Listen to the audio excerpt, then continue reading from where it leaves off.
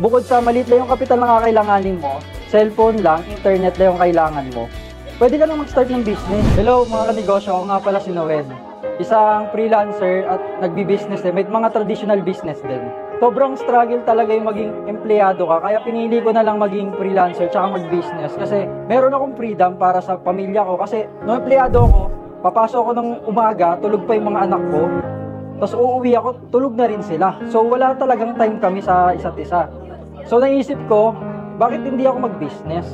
Bakit hindi ko gamitin yung natutunan ko sa school, kasi business graduate din naman ako, para magkaroon ako ng time freedom, makasama ko yung pamilya ko. Ayun nga, nung time na naghahanap ako ng pwede kong i-business, sabi ko, since ang kailangan ko lang, capacity ko lang is maliit na kapital, bakit hindi ako mag-online business? Nung nag-i-scroll ako ng Facebook, ang nasa algorithm ko kasi puro business.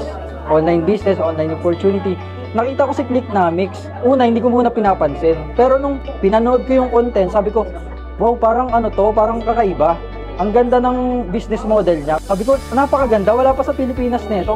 Itatry ko nga kung maganda pa talaga. Sobrang laki ng pagbabago kasi nung time na nag-join ako, sobrang ando doon ako sa pinaka-lowest ng buhay ko. Nag-business kasi ako pero nalugi ako. Yung Clicknomics nagpabuhay sa akin ulit.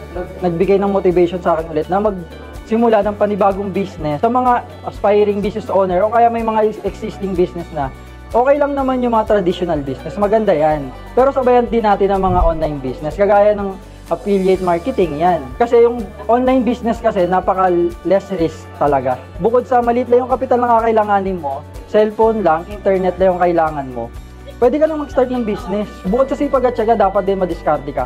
Dito kasi sa Clicknomics, tinuturo din kung paano yung tamang diskarte at saka yung community, tutulungan ka, hindi ka pababayaan.